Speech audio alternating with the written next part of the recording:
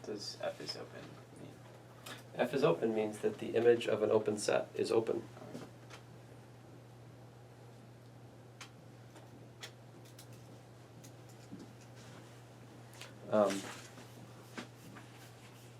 Oh man, I had all these things I was talking about today. What happened? I just talked about the Zariski topology for forever. And I handed stuff out. Oh well. I guess these things will happen. Yeah, question? So you were saying that if F is continuous and open or closed, then it's a homeomorph. Is that what you're saying? I'm saying that if F from X to Y is continuous, and let's just pick one, and open, then F is a homeomorphism. Oh, I think I also said, I think I need bijective as well. Where did it go? Yeah, that's what you said earlier. Yeah. Open and bijective, yeah. Open and bijective, meaning one-to-one and onto, of course. Then F is homeomorphism. So what is it? I mean, let's... it's actually if and only if. I mean, it's the following are equivalent. I think if you have F as a homeomorphism, the fact that it's open, I mean, I think perhaps the more interesting direction for us to think about right now is the forward implication, right? So let's just focus on that piece of it. So assume you have a continuous function, and it's open and bijective. So open meaning that F open means F of a open set, the image of an open set is open, right? All right, so I'm assuming it's continuous, open, and bijective. So in terms of it being a homeomorphism, I've already assumed it's continuous. It's a bijection. What's left to show? I need to show that the inverse function, which exists because it's bijective, right? It's just set theory. I need to show that the inverse function is continuous then in order to establish that it's a homeomorphism. That's all that's left for us to do. How do we show that the inverse image? How do we show that F inverse is continuous? Show that the inverse image of F inverse of an open set is open. Let's see here. So we should start with what? Consider an open set where, let's say U, X. an element of the topology of X, right? An open set in X.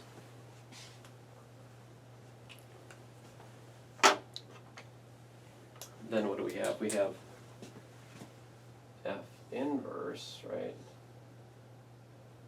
Oh, I need to look at the...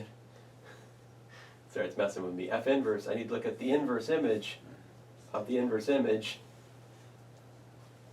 of U. Well, what is the inverse image of the inverse image? It's just F. But wouldn't it be the inverse image of the inverse function? Well, I guess it doesn't matter. If it's bijective, then it actually is still a function, so that'd just be F again, right? Right. No. That's I do mean that. I mean, this is okay. This is the functional inverse. Like that's the function F inverse. This outside inverse is the set theoretic inverse image. Yeah. Yeah. Yeah. Notation. But I think that's just what.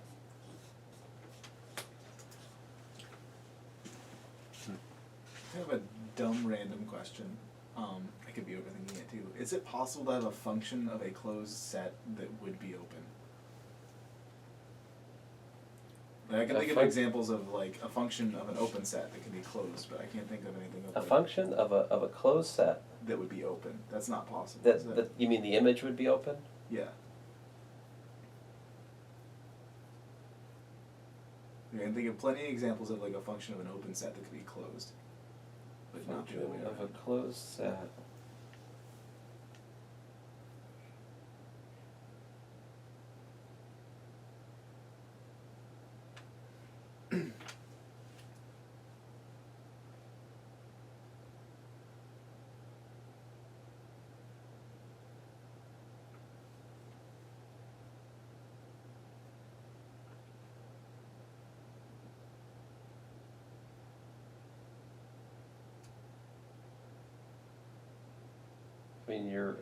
What my mind is gravitating to is trying to come up with a function that does something like maps a closed interval onto an open interval. Yeah, that's what I'm trying to think of too.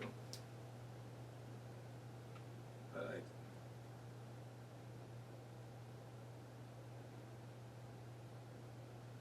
it's not possible, is it?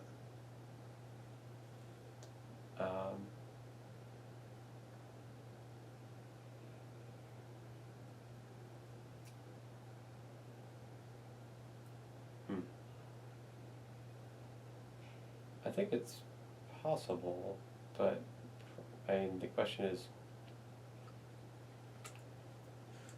on a map, you wanted to map what again? You want to map a closed A map, yeah, a function closed of interval a closed to interval to an open to an interval. open interval. Sure, I can do it. F of x is equal to x for 0 less than or equal to x less than 1, and 0 less than x less than 1, and it's 1/2 for x equals to 0 or 1. So this maps this to this. Okay. It's not continuous. It is certainly not continuous, no. But it answers that question. It's not even injective. I mean, it's 0 and 1 are both, this point is 3 to 1, right? And then everything else is injective. I could be mean and ask for an example that fits for everything else up there, but I'm not going to do that. I don't know, you start adding restrictions to the value, to the way we can construct the functions, then, well, that's where the fun is. It sounds like homework. It sounds like fun than homework, but it sounds like fun things to think about. I do think this is an identity though, so if the inverse function exists, then the inverse image of the inverse function is in fact just the forward image of the function. It's 5:00 p.m. Quiet. But, of course, f of u is what? We assumed that the mapping was open, right? So that means f of u is an open set. And so what do we have? So therefore the inverse function is continuous, and now we've proved that f is a homeomorphism. And I think that the proof that if f is a homeomorphism, it's a continuous open bijective map is not much different, probably.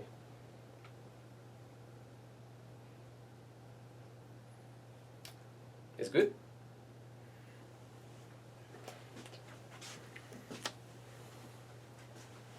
All right, so of course next time I want to talk about boundary point and all that stuff. I think, do you guys have a couple minutes? Can I go maybe till 5:10? It'd be fine. Yeah. So in the time that remains, I'd like to talk to you about a couple of other new ways to construct topologies. So we've talked about some kind of exotic examples like the lower limit line, and the less exotic examples like metric topology. The Zariski topology is exotic, but at the same time very natural as you study the question of how to set up things as solution sets, right? And there's obviously more examples out there, right? But two important kinds of examples are the product topology and the subspace topology. I'll start with the subspace topology. And in fact, subspace topology we actually use in calculus and other things quite a bit. So how's the subspace topology work? You've got X is a topological space, right?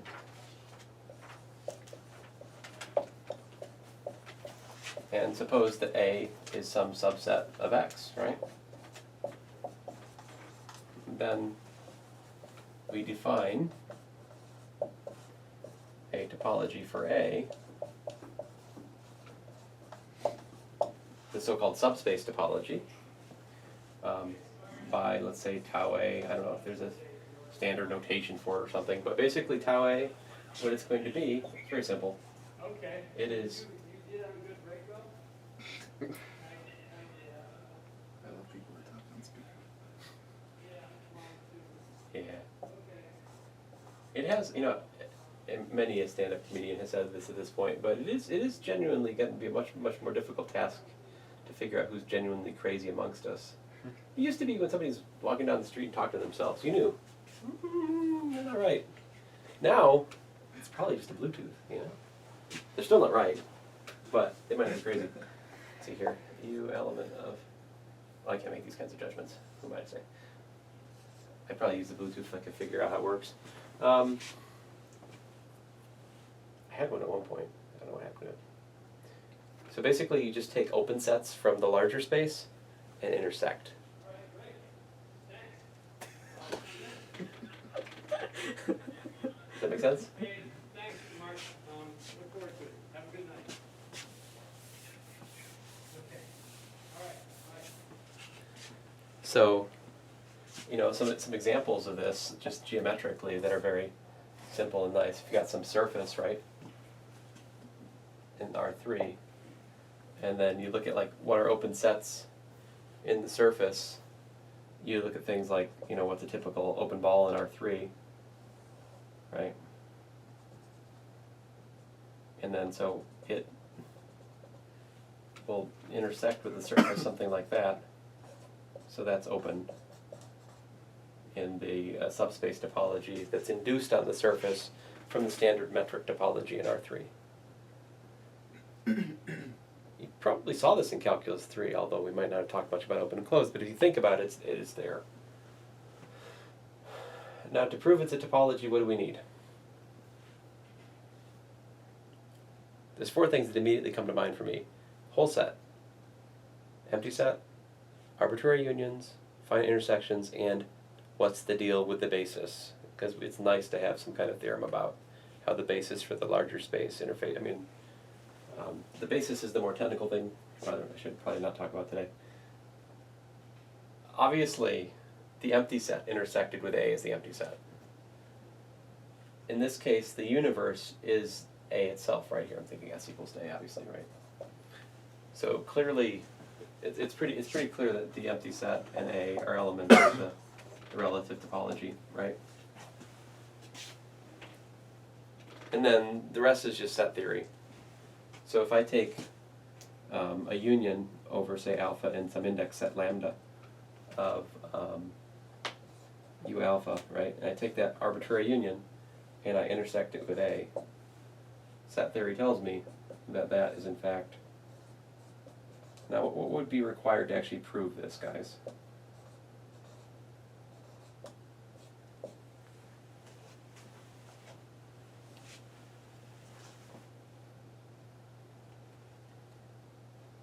I mean, I pick a point in here, I show it's in there. I pick a point in there, I show it's in here.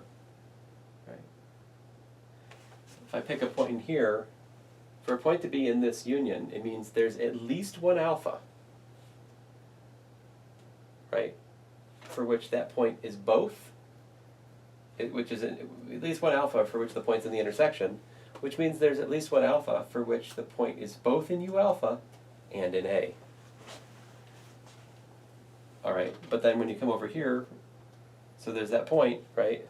It's both in A and at least one U alpha.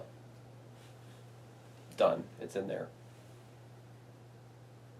And I think the logic pretty much just reverses from what I said. I mean, if I pick a point in here, that means it's both in A and some index, at least one. But then that implies that it's in at least one of these things which is being unioned, which means it's in the union. So, but that then says what? That says that the arbitrary union of these open sets is once more what? Yeah, once more in the topology, in the subspace topology of A. And a similar argument will show us finite intersections, right? So intersection I equals 1 to n of ui intersected with A is equal to the intersection I equals 1 to n of ui intersected with A, I think.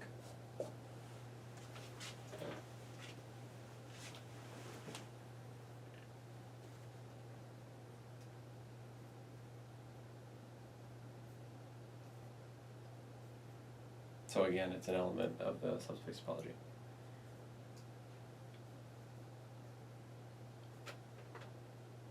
There are contexts later in the course and other places where it's just understood that you're using the subspace topology. This is one of those examples which is used without commentary in higher math books. In a lot of places, it's just kind of a custom to use this. All right, now the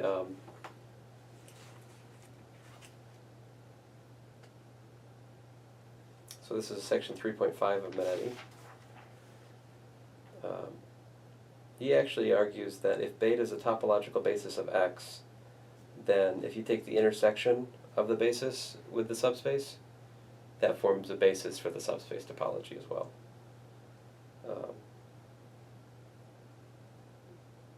He also mentions that the inclusion map is continuous.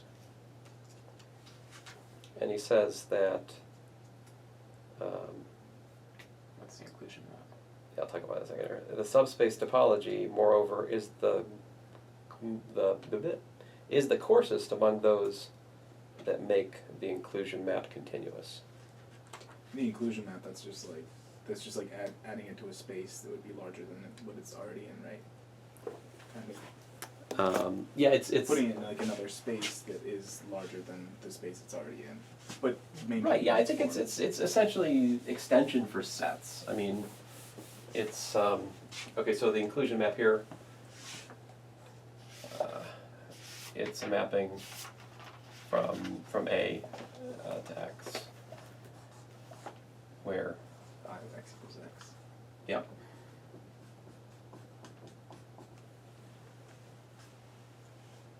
You know, why is this a continuous map? Okay, so we look at I inverse of something open, right? Let U be an element of the topology of X, so an open set in X, right? Then if we look at the inverse image of U, right? What is that? It would be, how do we say this, X, an element of A such that what?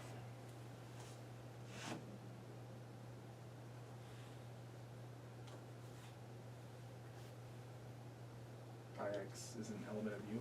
Right.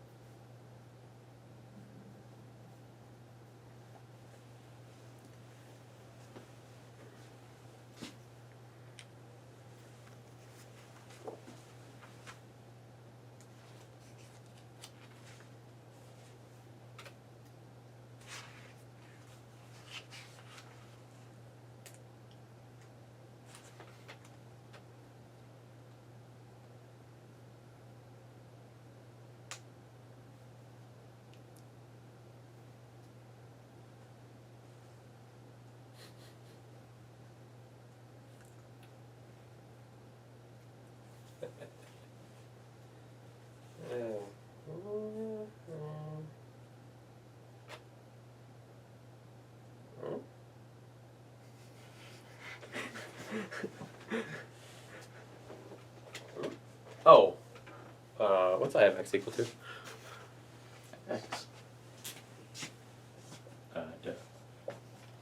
was trying to do this problem without paying attention that I of x equal to x. So x is an element of A such that x is an element of U. That's just kind of a weird way of writing what? The disjoint. U. Well, the intersection. Or, yeah. Right, this says that x is both an element of A and of U. In other words, this is the intersection of U and A. Of course, which is an element of the topology in A, by definition, the subspace topology. But U is arbitrary. So the inverse image of arbitrary open sets is once again open.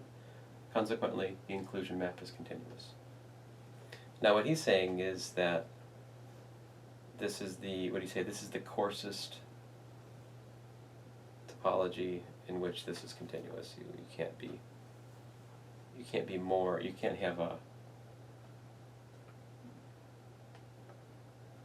topology with what? With less open sets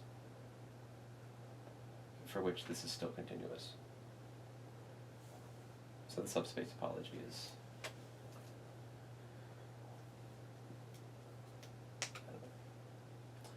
anyway, we'll study this more. We need to look at some things about immersions and submersions, and the study of how topology interfaces with subspaces is a subtle thing.